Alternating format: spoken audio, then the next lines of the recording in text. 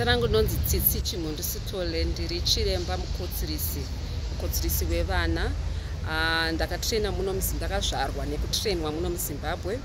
Ndine experience 11 years in anesthesia, ndikazoita imwe training in pediatric anesthesia where I've been practicing now for 7 years.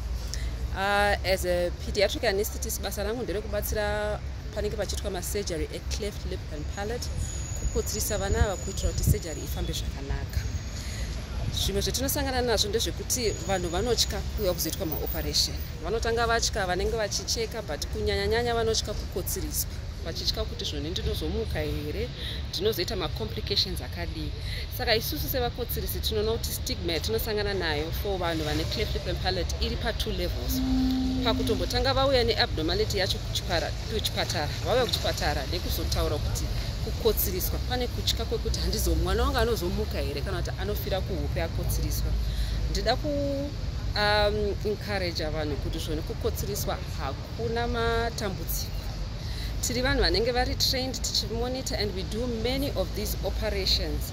In a day kune vana vanenge vachikotsiriswa day in day out vachienda kumba zvakanaka. And ibasa redu kumeka sure kuti vana vanodzokera kumba zvakanaka. So far muno muAfrica through Smile Train, about 170,000 such operations have been done since 2002. Zvichireva kuti vana vakakwanisa kuchinja upenyu hwavo nekuda kwekuti vanga vaitwa ma-cleft lip and palate surgeries. Saka kuti nditsanangudzire, chirwere che-cleft lip and palate chirwere chokuzvarwa nacho. Hachinei nekuti paitika uroyi kana madhimoni kana kuti pane hatadza, zvinhu zvekuti unogona kungozvarwa nazvo. Asi zvazvakanakira hazvo hazvisi zvinhu zvakaoma kuti zvigadziriswe. It's an operation yekungokorekta panenge pane problem. Kazhinji kana tichiti cleft lip tinechira kuti panenge pane gap pamuromo, cleft palate rinenge riri buri rinenge riri pamusoro pemukanwa mukati. And vana kana vakazvarwa vakadai zvine matambudziko azvinazvo, especially panyaya yekuti vakwanise kubreastfeed zvakanaka. Because kana mwana achiyamwa zviya anofanira kunge achikwanisa kuti anyasovhara muromo wake pazamu achiyamwa zvakanaka, asi kana pane buri obvious achakwanisi kunyasoyamwa zvakanaka. Saka because of this vana ava vanoita ma-problems malnutrition. Nekukura as well vanoita ma-problems kutaura. Also vanoita ma-problems mentally and emotionally. Vamwe vacho vanotozotadza kuenda kuchikoro.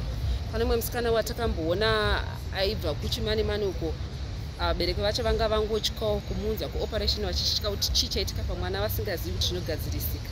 Anga atosvika 16 years achingogara kumba, asingakwanisi kuenda kuchikoro, asingakwanisi kutamba nevamwe.